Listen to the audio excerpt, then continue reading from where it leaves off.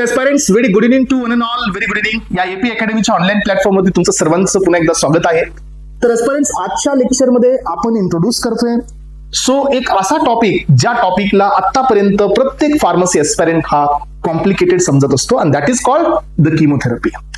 So chemotherapy या एका सेक्शनच्या मध्ये जवळजवळ 13 चॅप्टर्स आहेत आणि प्रत्येकामध्ये थोडी ना थोडी सिमिलॅरिटी आहे. For example, so if you see the penicillin, then you will get something similar to the cephalosporin. If you see the cephalosporin, then you will get something similar to the carbapenems. If you see the carbapenems, then you will get something similar with the monobactam. If you see the tetracycline, त्याचं similarity तुम्हाला कुठेतरी क्लोरानफेनिकॉल सोबत मिळेल. If you see the chloramphenicol, then त्याची similarity तुम्हाला कुठेतरी amino glycoside सोबत मिळेल. तर एस्पिरंट्स, या एकाच या गोष्टीमुळे आतापर्यंत clear cut mechanism, clear cut drugs, clear cut classification हे समजलंच नाही. पण इथून पुढे हा प्रॉब्लेम निघून जाईल, कारण आज मी घेऊन आलोय तुमच्यासाठी एक जबरदस्त ओव्हरव्ह्यू की why we need the antibiotics, why we need the antivirals, why we need the aminoglycosides, why we need the anti cancers. तर एस्पिरंट्स, याच्यासाठी आज आपण हे सर्व पॉइंट आज डिस्कस करून या टॉपिकला एक लेवल ऑफ क्लॅरिटी पर्यंत घेऊन जातोय. तर मला एक गोष्ट सांगा एस्पिरंट्स, की आपल्या बॉडीमध्ये इम्युन सिस्टम आहे का? यस, डेफिनेटली आपल्या बॉडीमध्ये एक इम्युन सिस्टम आहे, दॅट इज द रोग प्रतिकारक क्षमता. ही आपल्या बॉडीमध्ये आहे. ही रोग प्रतिकारक क्षमता जी आहे पेरेंट्स, हिचं काम असतं की बाहेरून जे काही सबस्टन्सेस आपल्या बॉडीमध्ये एंटर करतात, या सबस्टन्सेसला रिकॉग्नाइज करणे, त्यांना रिकॉग्नाइज करून त्याच्यासोबत रिॲक्ट करणे, त्यांना न्यूट्रलाइज करणे आणि त्यांना बॉडीमधून इलिमिनेट करणे, हे आपल्या बॉडीचं काम असतं. That is called the immunity power और इम्युन सिस्टम. आणि मग आपल्या बॉडीमध्ये याच रोलच्या बेसिसवरती 3 प्रकारच्या पॉवर्स असतात किंवा 3 प्रकारचे डिफेन्सेस आपल्याकडे आहेत. यामधील पहिला डिफेन्स असतो that is first line defence. जो सगळ्यात डायरेक्टली बॅक्टेरिया, व्हायरस, पॅरासाइट्स यांच्या कॉन्टॅक्टमध्ये येतो. सेकंड डिफेन्स असतो aspirants, that is second line defence. आणि जो थर्ड डिफेन्स असतो, जो आपल्या बॉडीमधला सर्वोच्च लेवलचा असतो, हा असतो तुमचा थर्ड लाईन डिफेन्स. ओके एस्पिरंट्स, म्हणजे काय की बॉडीमध्ये आपण प्रत्येक वेळेला अँटीबायोटिक्स नाही घेत. फॉर एक्झाम्पल, तुम्ही आता बाहेर जाऊन येत आहे, यू फेल समथिंग की काहीतरी रॉंग होते बॉडीमध्ये, immediately you are not taking antibiotics because of what? Because आपल्या बॉडीमध्ये तो इंटरनल डिफेन्स आहे. एक एक्झाम्पल घेऊया आपण. फॉर एक्झाम्पल एस्पिरंट्स, आपण याच्यामध्ये लक्षात घ्या एस्पिरंट्स, आपण मायक्रोबायोलॉजीमध्ये आत्ताच आपण पाहिलं प्रोकॅरियोटिक आणि युकॅरियोटिक सेल, आणि या प्रोकॅरियोटिक सेलमध्ये जे कॉमन एक्झाम्पल असते aspirant, that is called bacteria. Bacteria जे असतात एस्पिरंट्स, यांच्याकडे कोणते कॉम्पोनेंट्स असतात? त्यांच्याकडे सगळ्यात मेन असते सेल वॉल, जे बॅक्टेरियाला प्रोटेक्शन देण्याचं काम करते. आणि यामध्ये genetic material aspirants, this is what the DNA, आणि हे असतात तुमचे protein factory, that is called ribosomes. मग बॅक्टेरियाकडे जे प्रोटेक्शन आहे हे सेल वॉल्स आहे. बॅक्टेरियाकडे जे प्रोटेक्शन आहे ते सेल वॉल्स आहे. आणि बॅक्टेरिया ज्या वेळेला एका ह्युमन बॉडीवरती तो किंवा ह्युमन बॉडीच्या ज्याला तो कॉन्टॅक्ट मध्ये येतो एस्पिरंट्स, त्यावेळेला तो या 3 डिफेन्सला क्रॉस करायचा प्रयत्न करतो. हे पहा, जसं बॅक्टेरिया आपल्या म्युकोझामध्ये आहे किंवा आपल्या नेझल रूटमध्ये आहे किंवा आपल्या ओरल रूटमध्ये आहे किंवा आपल्या गॅस्ट्रोइंटेस्टिनल ट्रॅकमध्ये आहे किंवा आपल्या स्किनवरती आहे किंवा आपल्या सलायवामध्ये आहे, किंवा या ठिकाणी बॉडीच्या कॅव्हिटीज मध्ये आहे एस्पिरंट्स, त्यावेळेला आपल्या बॉडीमध्ये या बॅक्टेरियाच्या अगेन्स्ट काही मेकॅनिझम रन होते. फॉर एक्झाम्पल, जसं बॅक्टेरिया स्किनवरती येतो आणि साल्टेड स्किन म्हणजे काय, जसं स्वेटिंग होते स्किन मध्ये, that leads to the acidic pH, आणि याच्यामुळे तो बॅक्टेरिया डिस्ट्रॉय होतो. याचा अर्थ स्किन मध्ये जी आपल्या स्वेटिंग होते, तर ही स्वेटिंग पण आपल्या बॉडीमध्ये एक डिफेन्स आहे. येस, ही स्वेटिंग पण आपल्या बॉडीमध्ये एक डिफेन्स आहे. त्यानंतर पहा एस्पिरंट्स, आपल्या बॉडीमध्ये जसं बॅक्टेरिया आपल्या सलायवामध्ये येतो, तर सलायवा कंटेन लायसोझाइम, तो बी एक प्रकारचा आपल्या बॉडीतला डिफेन्स आहे. येस, लायसोझाइम त्या बॅक्टेरियाला डिस्ट्रॉय करतं, तो बी आपल्या बॉडीमध्ये एक प्रकारचा डिफेन्स आहे. जसं हा बॅक्टेरिया आपल्या बॉडीतल्या कॅव्हिटीज मध्ये एंटर करतो, तर कॅव्हिटीज मध्ये पण ऍसिडिक पीएच आहे ड्यू टू द लॅक्टोबॅसिलस ऍसिडोफिलस, तो बी एक प्रकारचा डिफेन्स आहे. जसा हा बॅक्टेरिया आपल्या स्टमक मध्ये जातो एस्पिरंट, तर स्टमक मध्ये 0.1 नॉर्मल HCl प्रेझेंट आहे, त्याच्यामध्ये हा बॅक्टेरिया डिस्ट्रॉय केला जातो, तर हा बी एक प्रकारचा डिफेन्स आहे. जसा हा बॅक्टेरिया आपल्या ब्लड मध्ये एंटर करतो एस्पिरंट्स, ब्लड मध्ये आपल्याकडे WBC आहे, ज्याला डिस्ट्रॉय करतात, तो बी एक प्रकारचा डिफेन्स आहे. तिथून पुढे गेल्यानंतर एस्पिरंट्स, आपल्या बॉडीमध्ये जे सर्वोच्च लेवलचा डिफेन्स असतो, दॅट इज अँटीबॉडीज, जे त्या बॅक्टेरियाच्या अगेन्स्ट मध्ये प्रोड्यूस होतात, ते त्या बॅक्टेरियाला डिस्ट्रॉय करतात किंवा ते फॉरेजन सबस्टन्सला डिस्ट्रॉय करतात. Those who are considered as antigen, तो बी आपल्या बॉडीमध्ये एक प्रकारचा डिफेन्स आहे. याचा अर्थ काय की हा बॅक्टेरिया जो आहे एस्पायरेंट्स तो फर्स्ट लाईन डिफेन्स मध्ये आधी एक्सपोजर मध्ये येतो, जर तिथून तो सर्वायवल झाला तर तो सेकंड लाईन डिफेन्स मध्ये येतो, सेकंड लाईन डिफेन्स मध्ये तो सर्वायवल मध्ये आता तर तो थर्ड लाईन डिफेन्स मध्ये येतो, आणि थर्ड लाईन म्हणजे आपल्या बॉडीतला सर्वात हायर लेवलचा आणि तुमच्या बॉडीमध्ये असणारा स्पेसिफिक डिफेन्स असतो aspirant, that is the defence mediated bye antibodies. आणि जर तो बॅक्टेरिया इथं पण सर्वायवल होत असेल एस्पायरेंट्स किंवा एखादं व्हायरस किंवा एखादं पॅरासाइट जर इथंही सर्वायवल मध्ये जात असेल तर मग एस्पायरेंट्स हा आपल्या बॉडीमध्ये इंड्यूस करत असतो, आपल्या बॉडीमध्ये इंड्यूस करत असतो aspirant, and that is called the physiological illness, आणि यालाच आपण नाव देतो डिसीज. याचा अर्थ काय की आपल्या बॉडीमध्ये डिसीज होण्यासाठी एक बॅक्टेरिया, एक व्हायरस किंवा एक पॅरासाइट किंवा एक fungus, anything which is so causing a disease in our body, त्याला ह्या 3 डिफेन्सला क्रॉस करावं लागतं, first line, second line, third line, and तिथून पण त्याचं डिस्ट्रक्शन नाही झालं, त्याची डेथ नाही झाली आजपर्यंत, तो पुढे येऊन तुम्हाला सो डिसीज हा कॉज करत असतो. मग आजपर्यंत जसं डिसीज कॉज होतो तिथं आपल्याला याचा इन्क्युबेशन पिरियड संपल्यानंतर so you will get the symptoms. आणि आजपर्यंत जसं सिम्पटम्स आता तुम्हाला मिळाले, स्नीजिंग, कफिंग, फीवर किंवा एनिथिंग एल्स, तिथं आपल्याला बाहेरच्या टॅबलेटची गरज लागते. साधारण गोष्ट आहे की बॉडी मधले जेवढे इंटरनल डिफेन्स होते आजपर्यंत हे सगळे इंटरनल डिफेन्स आहेत fail. So fail in the sense की they responded with the bacteria, they responded with the virus, but त्यांनी त्याला कंट्रोल नाही करू शकले. त्यामुळे आता आपल्याला काय करावं लागतं सांगा, की या बॅक्टेरियाला किंवा या व्हायरसला किंवा या फंगसला डिस्ट्रॉय करण्यासाठी आपल्याला एक्सटर्नल डिफेन्सचा वापर करावा लागतो. आणि एक्सटर्नल डिफेन्स म्हणजे काय, जे हे बॅक्टेरिया तुमचा लिव्हिंग मध्ये आहे एस्पायरेंट्स, तर ह्या लिव्हिंगच्या अगेन्स्ट मध्ये तुम्हाला टॅबलेट द्यायच्या. याचा अर्थ अँटी मीन्स अगेन्स्ट, आणि लिव्हिंग म्हणजे एस्पायरेंट्स बायोटिक्स. म्हणून हा वर्ड इथं जनरेट होतो, आणि दिस इज कॉल्ड एज अँटीबायोटिक्स. मग आता अँटीबायोटिक्स इथं आलेली आहेत, अँटीबायोटिक्स इथं आपण बघितलेली आहेत. मग आता हे अँटीबायोटिक्स जे आहेत एस्पायरेंट्स, यांचं या बॅक्टेरियावरती कोणत्या प्रकारचे ऍक्शन्स असतात, तर हे जे अँटीबायोटिक्स आहेत यांचा या बॅक्टेरियावरती 2 प्रकारे इफेक्ट असतो एस्पायरेंट्स. त्यातील पहिला इफेक्ट असतो डिस्ट्रॉय करणे, आणि दुसरा इफेक्ट असतो एस्पायरेंट्स याला इनहिबिट करणे. For example, so if you have the 1000 of bacteria, so thousands of बॅक्टेरियाला डिस्ट्रॉय करणे हा एक इफेक्ट असतो. सेकंड इफेक्ट असतो एस्पायरेंट्स की 1000 बॅक्टेरियाची 2000 न होऊ देणे हा एक इफेक्ट असतो. अँड दॅट इज वाय इथे 2 प्रकारचे इफेक्ट्स आपल्याला पाहायला मिळाले. त्यातील एक आहे जो डिस्ट्रॉय करणारा असतो, ते म्हणजे सायडल, आणि जो इनहिबिट करणारा असतो, ग्रोथ इनहिबिट करणारा, and that is called as a statics. मग याच बेसिसवरती आपल्याकडे 2 क्लास आले. अँटीबायोटिकचे क्लास आहेत, हे बॅक्टेरियाचे क्लास नाही आहेत.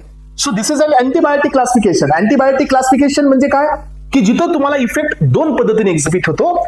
एक आहे बॅक्टेरोस्टॅटिक, म्हणजे जे अँटीबायोटिक्स बॅक्टेरियाचे इफेक्ट स्टॉप करतात, ग्रोथ स्टॉप करतात, आणि सेकंड वन असतं बॅक्टेरोसाइडल, म्हणजे ते ग्रोथ इनहिबिट नाही करत एस्पायरेंट्स, डायरेक्ट बॅक्टेरियालाच डिस्ट्रॉय करतात.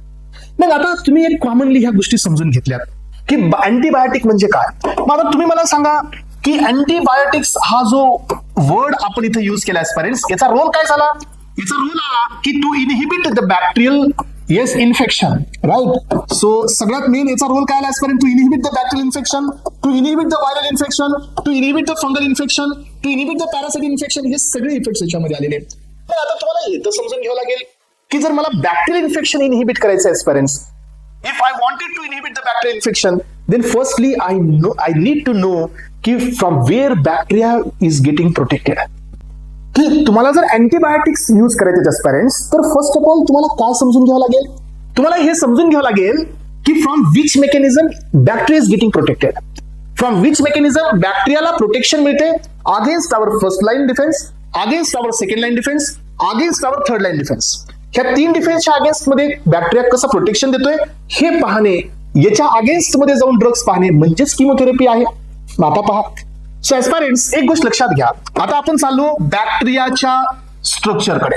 C, if I have this structure of bacteria, आणि या बॅक्टेरियाच्या स्ट्रक्चर मध्ये एस्पायरेंट्स तुम्ही जर थोडंसं मध्ये गेलात तर ह्याची ही काय असते, बॅक्टेरियाकडे स्वतःची सेल वॉल आहे.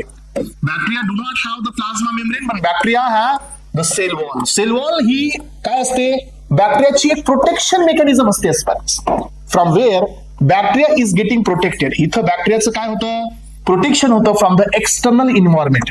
समजा आता हे एक्सटर्नल इन्व्हायरमेंट आहे, आणि हे एक्स्ट्रा सेल्युलर म्हणता येईल किंवा एक्सटर्नल इन्व्हायरमेंट म्हणा, आणि हे इंट्रासाइट्स आहे.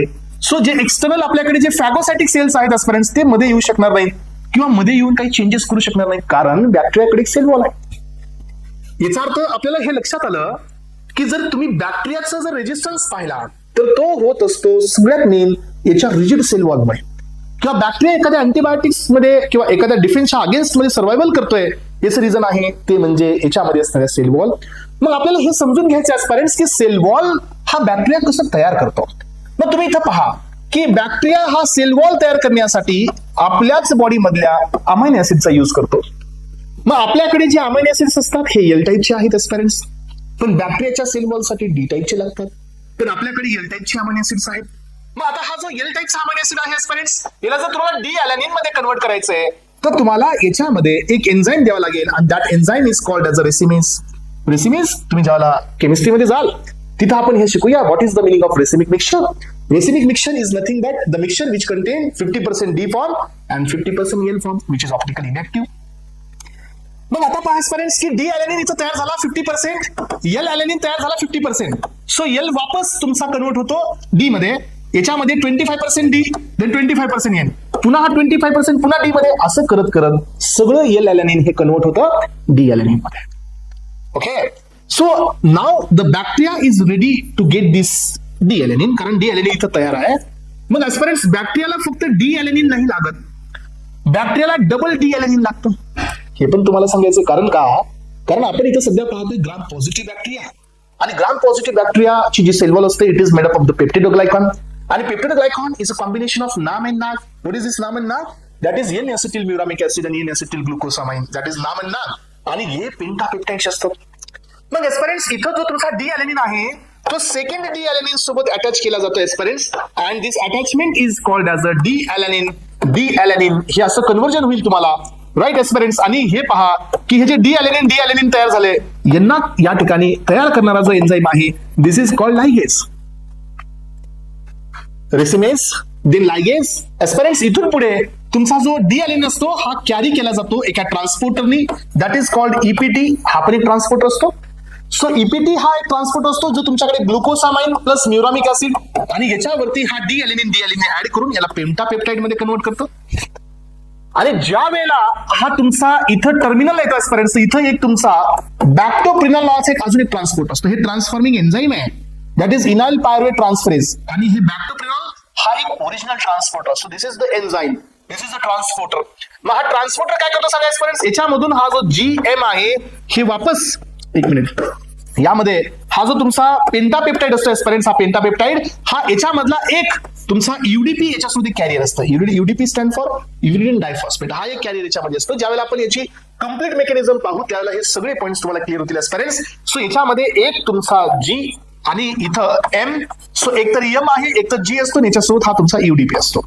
मग UDP MPP, UDP yes muramic acid आणि एक असतं तुमचं ग्लुकोसामाइन. यूडीपी एमपीपी आणि यूडीपी जीपीपी असं असतं. आणि हा बॅक्टोप्रिनल काय करतो की इथून वापस रिसायकलिंग करतो कशाची, यूडीपीची, आणि हे जे तुमचा एमपीपी आहे किंवा जीपीपी आहे हे तुमचं बाहेर जातं. मग जसं हे तुमचं बाहेर येत आहे एस्पिरंट्स, सेल वॉलच्या प्रिपरेशनसाठी आता सध्या सेल वॉल तयार झाली नाहीये. आपण सध्या पाहतोय की सेल वॉल कशी बनली जाते. मग आता हे पहा एस्पिरंट्स, इथं आला जी, त्यानंतर हा एम, पुन्हा आला जी, पुन्हा आला एम, पुन्हा आला जी, पुन्हा आला एम, दॅट इज एन ऍसिटिल ग्लुकोसामाइन आणि एन ऍसिटिल म्युरामिक ऍसिड. सो हे तयार झाले. मग आता याच्यावरती किती पेप्टाइड आहेत, 5. सो इथं घ्या अॅलॅनिन, इथं घ्या ल्युसिन, आयसोल्युसिन, पण शेवटी जे घेता एस्पिरंट्स इथं टाकायचं डी अॅलॅनिन, त्याच्यानंतर घ्या डी अॅलॅनिन. असे 2 अॅलॅनिन तयार करा. आणि हे असंच एकटाच नाही आहे, हे असं सगळ्यांचं आहे. सो यांच्या प्रत्येकावरती काय आहेत एस्पिरंट्स, पेंटापेप्टाइड आहे. इथं बी तुमचे पेंटापेप्टाइड आहेत, हे पहा. सो हा बी तुमचा पेंटापेप्टाइडचा पार्ट आहे, इथं बी तुमचा पेंटापेप्टाइडचा पार्ट आहे. आणि या ठिकाणी या लिंक या चेनलाच आपण म्हणतो एस्पिरंट्स नाम आणि नाग. So this is called as a, yes काय म्हणू आपण याला नाव द्यायचंय आपल्याला, सो पेप्टिडोग्लायकॉन. पण एस्पिरंट्स मला इथं सांगा, पेप्टिडोग्लायकॉन जे तयार झालंय हे आता सध्या रिजिड आहे का, नाही आहे, हे रिजिड नाही आहे, हे अजून तरी रिजिड नाही आहे, हे फक्त पॉलिमराइज करण्यात आले एस्पिरंट्स. आणि this process is called as a chain elongation. या प्रोसेसला आपण काय नाव दिलं aspirants, this process is called as a chain elongation. आणि अजून हा क्रॉस लिंक्ड नाही आहे. आणि या ठिकाणी हा डी अॅलेनिन मध्ये जो तुमचा बॉन्ड असतो एस्पिरंट तो ब्रेक केला जातो एका एन्झाईमनी. That enzyme is called as a transpeptidase. Yes, हा जो एन्झाईम असतो हा कोण असतो? ट्रान्सपेप्टिडेज. तर हा बॉन्ड ब्रेक करतो एस्पिरंट्स आणि इथून जी एनर्जी मिळते ही एनर्जी अशा प्रकारे सो या नाम आणि नाग मध्ये डिस्ट्रीब्यूट होते आणि इथं तुमची क्रॉस लिंकिंग होते एस्पिरंट्स. येस, आणि आता तयार झालेली आहे तुमची क्रॉस लिंक्ड.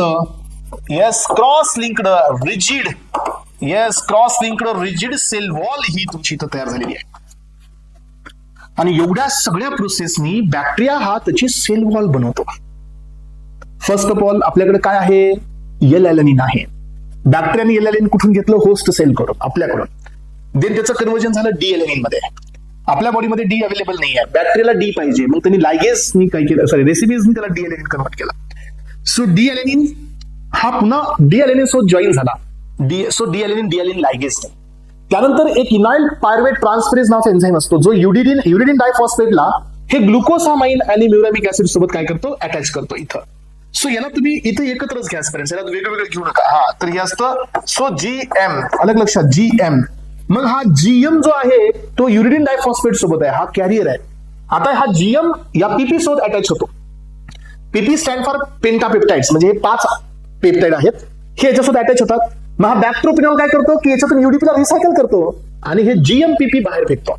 मग आता आपल्याकडे एकच जीएमपीपी आहे, तर याचं इलॉंगेशन होतं, डुप्लिकेशन होतं. आणि डुप्लिकेशन रन होतं चेन इलॉंगेशन. आणि चेन इलॉंगेशन डुप्लिकेशन झाल्यानंतर एस्पिरंट्स ही सेल वॉल रिजिड नाहीये, ही ब्रेक होऊ शकते, कारण हा प्रत्येक मॉलिक्युल इंडिव्हिज्युअल आहे. आणि finally aspirants with the help of transpeptidase what happen की डी ॲलॅनिन मधला बॉन्ड ब्रेक होतो आणि हा पेप्टाइड बॉन्ड आहे. Whenever will break the peptide bond there is release of some energy, आणि त्या एनर्जीचा वापर करत हा बॅक्टेरिया याची स्वतःची सेल वॉल बनवतो. आणि whenever bacteria is getting rigid cell wall, तो बॅक्टेरिया कुठल्याही डिफेन्सच्या अगेन्स्ट मध्ये रेजिस्टंट होतो. हे झालं पहिली बॅक्टेरियाची protection mechanism. Yes or no? लक्षात येते का सगळ्यांच्या? हा, ट्रान्सपरन्स या मेकॅनिझमला विसरू नका, कारण याच्यावरती आपल्याला बरेच ड्रग्स पाहिजेत. सो याच्यानंतर आता पुढे या बरे, जसं बॅक्टेरियाने सेल वॉल बनवलं तसं बॅक्टेरिया हा त्याच्याकडे असणारा डीएनए हा डीएनए मध्ये कन्वर्ट करतो का? यस. बिकॉज बॅक्टेरियाला जर डिवाइड व्हायचं एस्पिरंट्स, आपण बॅक्टेरियल डिव्हिजन पाहिले, बॅक्टेरियल रिप्रोडक्शन पाहिलं, याच्यामध्ये बायनरी फ्युजन एक सगळ्यात मोस्ट कॉमन टेक्निक असते, ज्याच्यामध्ये बॅक्टेरिया हा मल्टिप्लाय होत असतो. Bacteria will not replicate, bacteria हा डिवाइड होत असतो एस्पिरंट्स.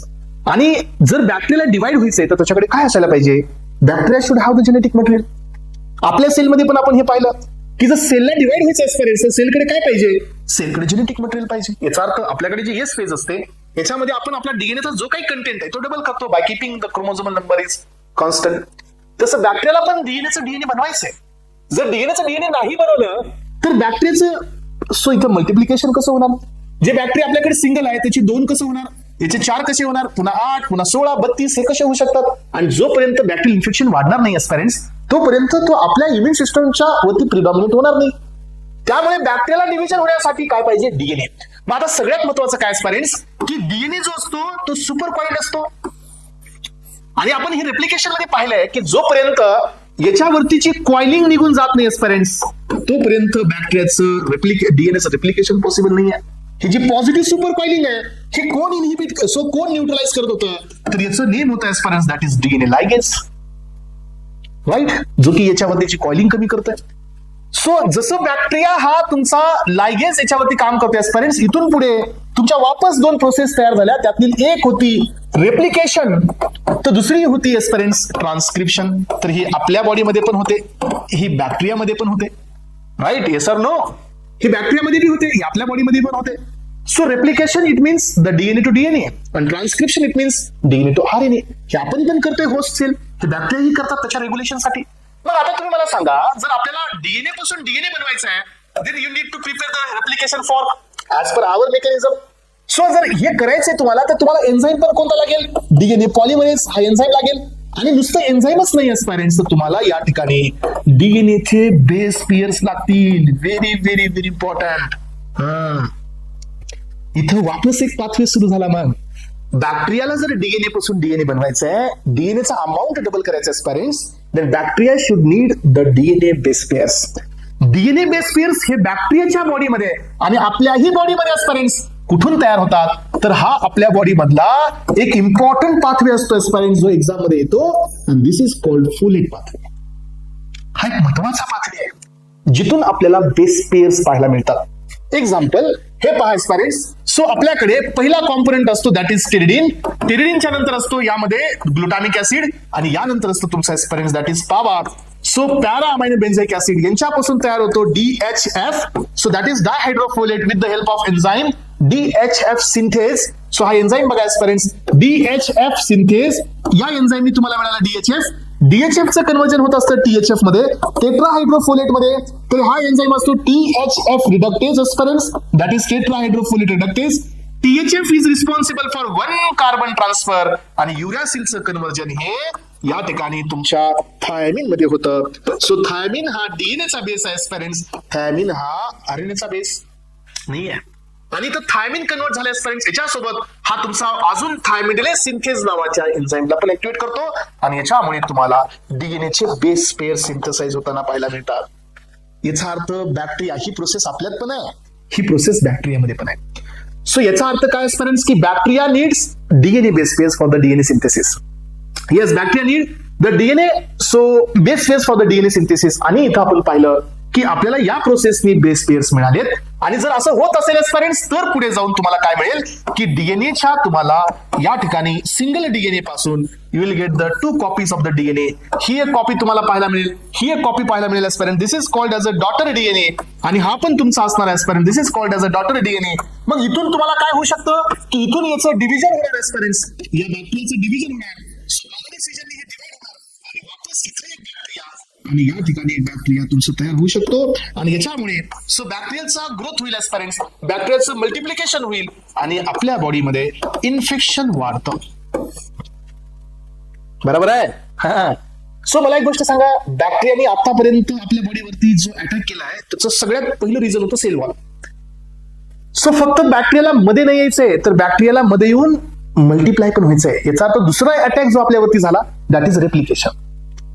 आता जो तिसरा अटॅक होतो एस्पायरेंट्स आपल्या बॉडीमध्ये, तर तो होत असतो ट्रान्सक्रिप्शन.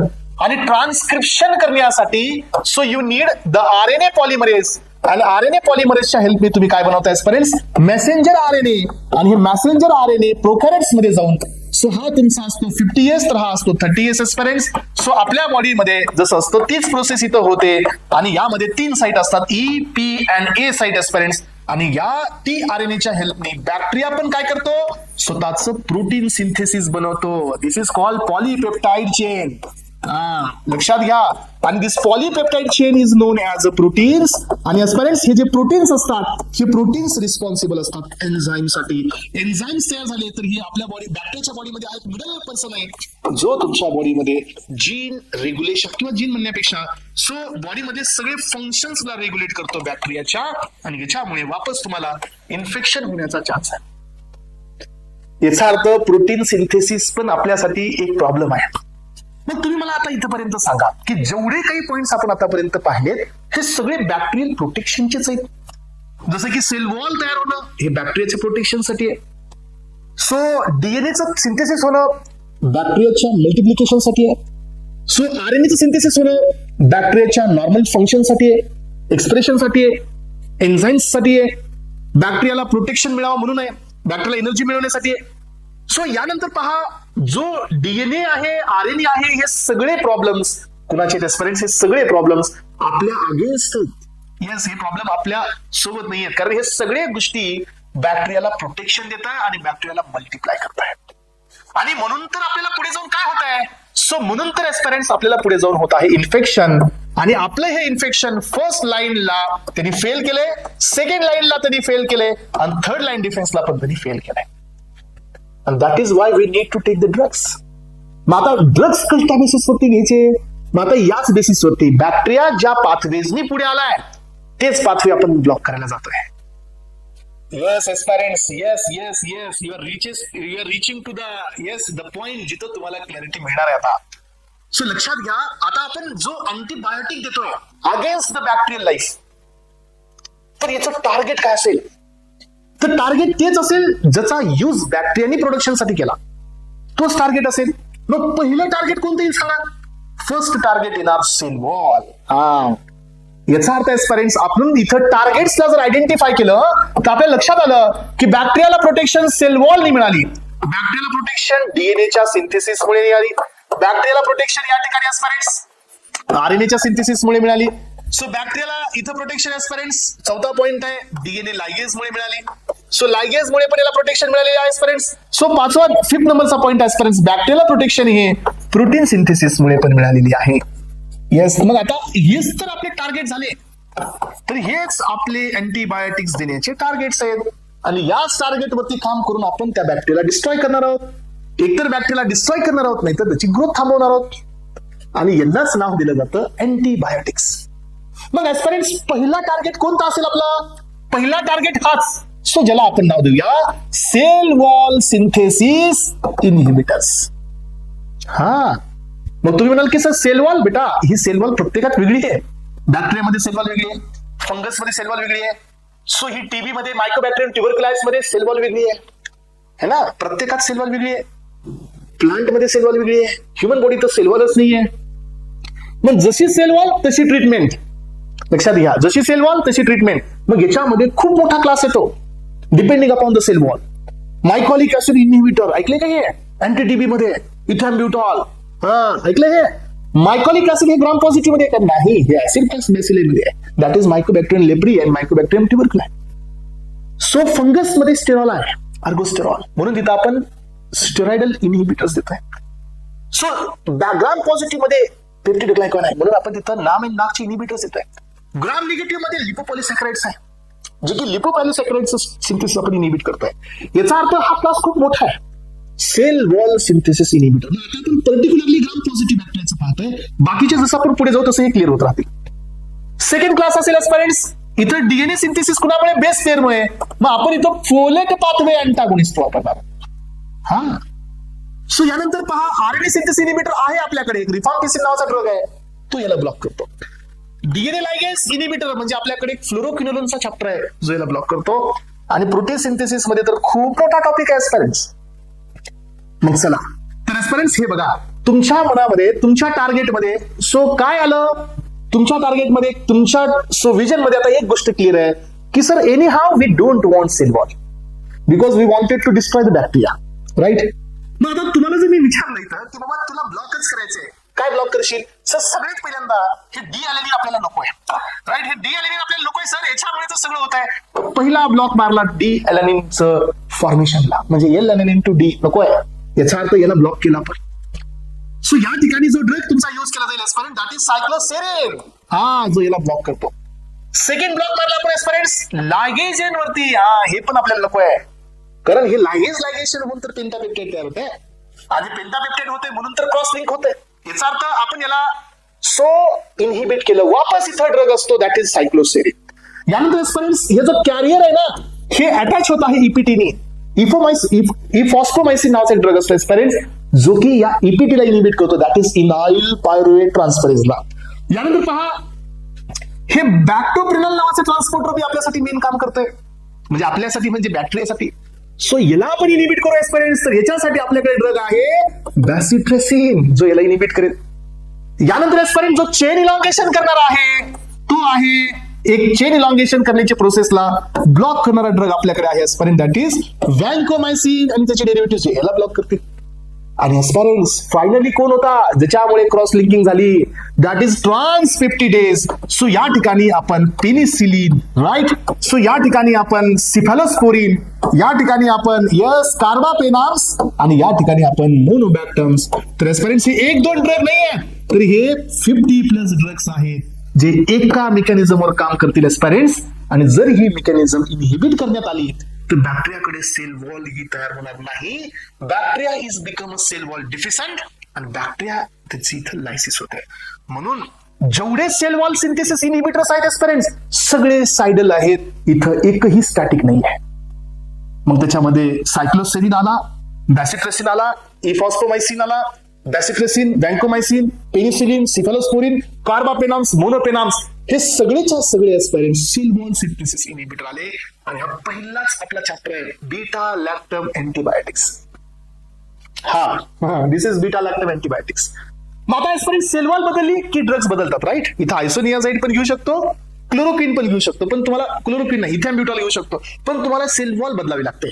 इथे ॲझोल्स पण घेऊ शकतो आपण, एम्फोटेरिसिन बी पण घेऊ शकतो, पण सेल वॉल चेंज करावं लागेल. If you are talking about the fungus then you can take ॲझोल्स.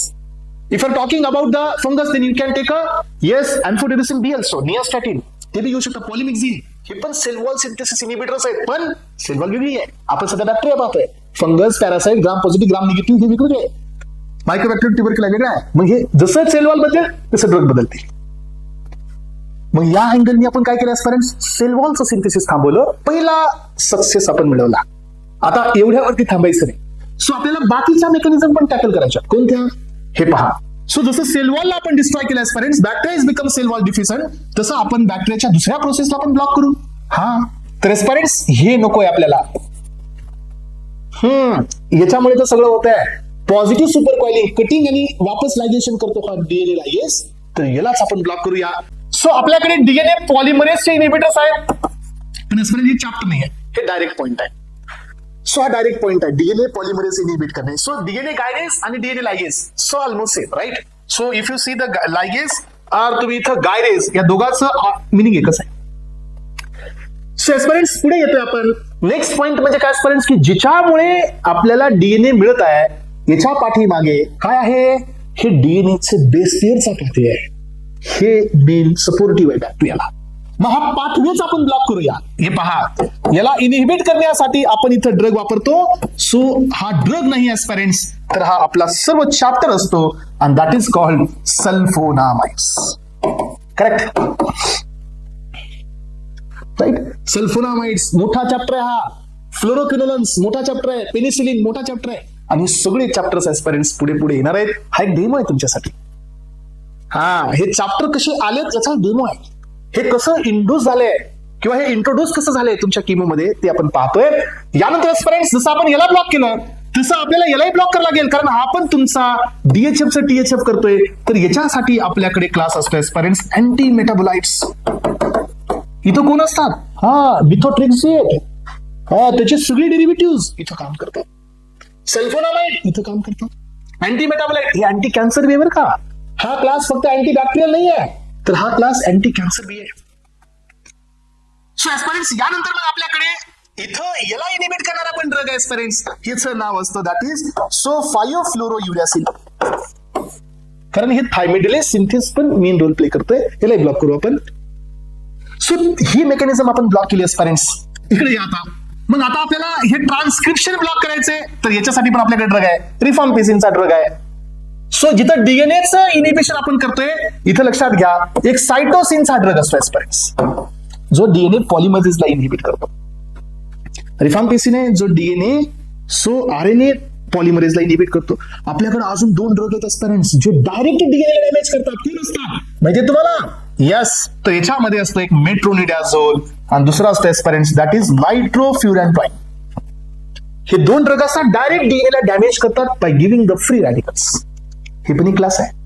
यानंतर ऍस्पिरंट्स आता सगळं टार्गेट कशावरती आहे? सगळ्यांचं टार्गेट आहे ह्याच्यामध्ये होणाऱ्या प्रोटीन सिंथेसिस वरती. हा, हे आपल्याला नको आहे. तर ऍस्पिरंट तुम्ही मला सांगा, आपण सल्फोनामाइड दिले, डीएनएचं सिंथेसिस ब्लॉक केलं, बॅक्टेरियाला डिस्ट्रॉय केलं का आपण? नाही. आहे तो बॅक्टेरिया तसाच आहे, फक्त तसं रिप्लिकेशन म्हणजे तसं मल्टिप्लिकेशन थांबवलं. याचा अर्थ sulphonamides are, yes sulphonamides are. Sulphonamide कोण झाले सांगा? सल्फोनामाइड हे बॅक्टेरियोस्टॅटिक झाले. येस, सल्फोनामाइड बॅक्टेरियोस्टॅटिक झाले, अँटी मेटाबोलाइट्स बॅक्टेरियोस्टॅटिक झाले. पण ज्याला हे दोघं सोबत देऊ त्यावेळेला साडेल असतात. एक एक्झाम्पल आपल्याला कोट्रायमॅक्स पुढे शिकवेल तुम्हाला, पण आता सध्या समजून घ्या हे स्टॅटिक झाले. मग आता तुम्ही मला सांगा, आता आपल्याला प्रोटीन सिंथेसिस नको आहे. मग आता पहिल्यांदा तर टीआरएनए इथून बाइंड होणार आहे 30 years रायबोसोम युनिटला, पुन्हा याचं रिकग्नेशन होणार आहे, पुन्हा इलॉंगेशन होणार आहे. अशा 3 स्टेप आपण बायोकेमिस्ट्रीत पाहिल्यात. तिथं जे आपल्याकडे साईड आहे ते 50 years, कुठलाही 30 years, आणि ह्या दोघांचं होत असतं रिकग्नेशन. म्हणजे हे एकमेकाला रिकग्नाइज करतात ऍस्पिरंट्स. हे दोन्ही एकमेकाला रिकग्नाइज करतात, त्यावेळेला हे प्रोटीन सिंथेसिस थांबतं. मग आपण काय केलं सांगा? आपण सगळ्यात पहिल्यांदा क्लास दिला दॅट इज टेट्रासायक्लिन्स. हे पहा, टेट्रासायक्लिन्स हे चॅप्टर आहे ज्यांनी ह्या 30 years ला बाइंड केलं आणि प्रोसेस ब्लॉक केली. सेकंड क्लास दिला ऍस्पिरंट्स अमायनो ग्लायकोसाइड्स, ज्यांनी 50S ला ब्लॉक केलं आणि ही प्रोसेस थांबवली. थर्ड ड्रग दिला ऍस्पिरंट्स क्लोरेनफेनिकॉल, यांनी 50S ला बाइंड केलं आणि ही प्रोसेस थांबवली. अमायनो ग्लायकोसाइड्स 30 as well as 50 दोन्हीला करतात. दोन्हीला करतात. सो क्लोरेनफेनिकॉल हा 50S ला बाइंड करतो.